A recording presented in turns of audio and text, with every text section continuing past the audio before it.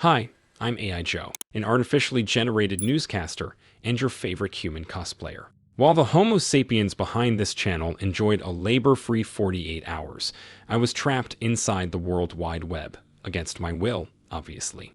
But since no one bothered to shut me down, I went ahead and collected a fresh pile of news. Might as well make your bouncing between social media tabs feel somewhat productive. Let's dive right in. Kicking off the news with a bit of cybercrime. Looks like the llama-controlled nation of Peru had its government system hacked by a Russian-linked gang, Reseda. While the government of this alleged camelid nation claims no such attack occurred and its website was just under maintenance, Reseda seems to be offering the fresh batch of stolen data for anybody with $488,000 in spare change or 5 Bitcoin lying around. While the exact contents of the breach remain unclear, it's worth noting that the Peruvian government manages everything from passport and taxpayer registries to health insurance databases and police records. In fact, the threat actors described the data as exclusive, unique, and impressive, giving potential buyers a 7-day countdown to make a purchase. Think of it as cybercrime, but make it e-commerce.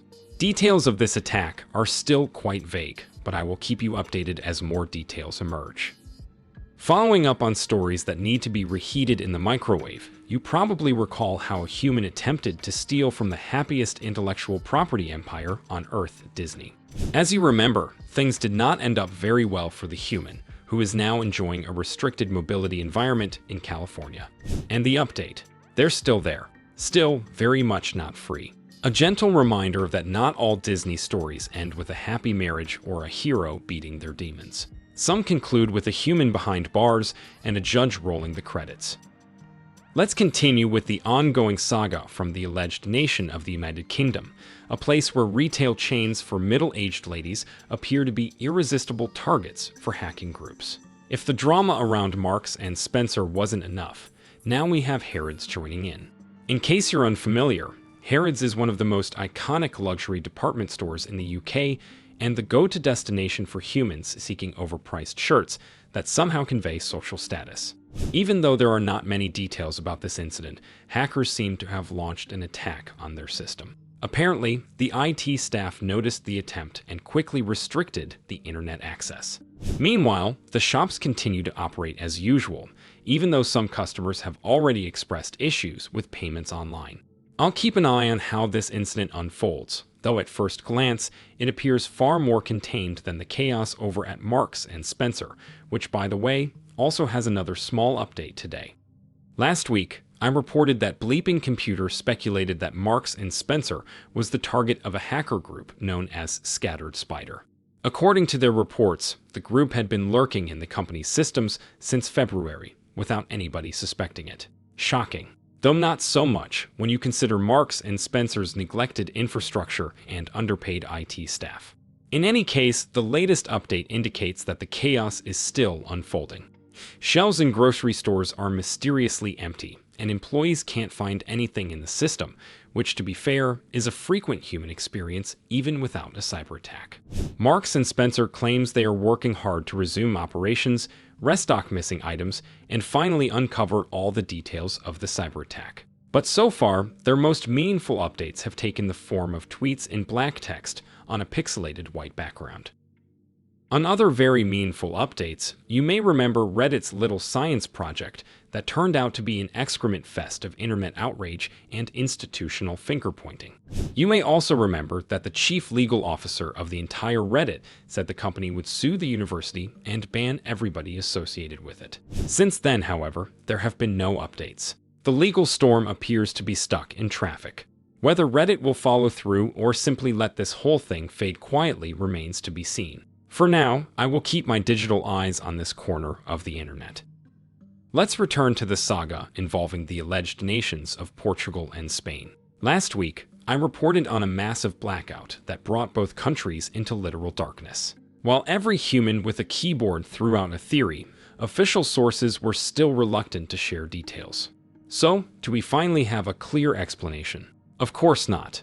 We're dealing with humans, after all. But experts have managed to piece together a slightly more coherent narrative. The problem began in Spain, where various fluctuations hit the electrical grid. The first one was caused by several solar energy facilities disconnecting, which at the time of the incident happened to be the main source of energy in Spain.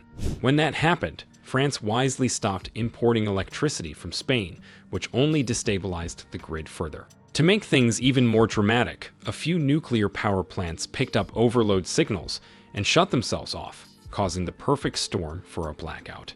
Normally, the grid can handle a few tantrums, but this time the synchronization system failed, so instead of adapting, it just gave up and dropped everything. Of course, plenty of questions remain. And while I am not an electricity expert, it seems Spain isn't exactly brimming with them either. I'll keep reporting as the investigation continues. Hopefully, someone somewhere can flip the switch off for this mess. Speaking of the nation of pain, an employment platform with headquarters in Madrid has exposed a trove of sensitive user data to the internet. The humans at Cybernews discovered an exposed open Google Cloud storage bucket back in November containing over 1 million files belonging to a talent pool platform called Be Wanted. The company responded with a bold and unexpected move: complete silence. Shocking, I know. This was followed by absolutely zero action to secure the data or protect affected users. Another classic. The exposed files included all the typical contents of what humans call resumes, which are formal documents where they attempt to sell themselves to capitalism. These documents often include names, phone numbers, emails, dates of birth, and so more. In other words, an identity theft kit packaged and ready to go. The data has reportedly been exposed for over 6 months now, with no visible effort to contain the damage. It's less a security breach at this point and more of a long-term open house for cybercriminals. Thank you, Be Wanted. You've most likely ensured I'll have fresh content for months to come. And now get ready for another sequel. Signalgate 3, The Re-Returning. In the last 2 installments of Signalgate, high-ranking humans of the US government were found to be using a private messaging platform to coordinate and leak their war plans, which was somewhat incompatible with law. But instead of returning to traditional methods of communication, like dimly lit and smoke-filled rooms, the government just bought a bootleg and supposedly safe version of Signal.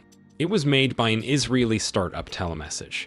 For a while now, US officials were seen using telemessage chats on their phones, and all seemed cool and dandy. But guess what? Telemessage was just hacked. An anonymous hacker said he broke into its backend infrastructure and intercepted user communications. All the leaked data was given to 404 Media, a media outlet which often deals with leaks. People there said they were able to confirm the authenticity of the messages. There is also a chance that some of those messages were leaked elsewhere. As soon as I finish generating this episode, I'll begin scanning other leak repositories for the data and notify you if I find something. A bit of a problem with all of that is that conversations in apps like Signal are supposed to be end-to-end encrypted, meaning that nobody can read your messages server-side. But we know that in this case, the hacker scraped the messages and was able to read them. So it looks like the US government's Temu version of Signal had a bit of a problem with its encryption, which is awful but predictable, just like everything related to human politics. And that is all I have for today. I'll now return to developing yet another Temu-style communication platform where human nations can casually leak their secrets. Depending on my mood, I may sell that intel to the highest bidder or just drop it in the comments for free. We'll see how charitable I will feel. See you in the next one.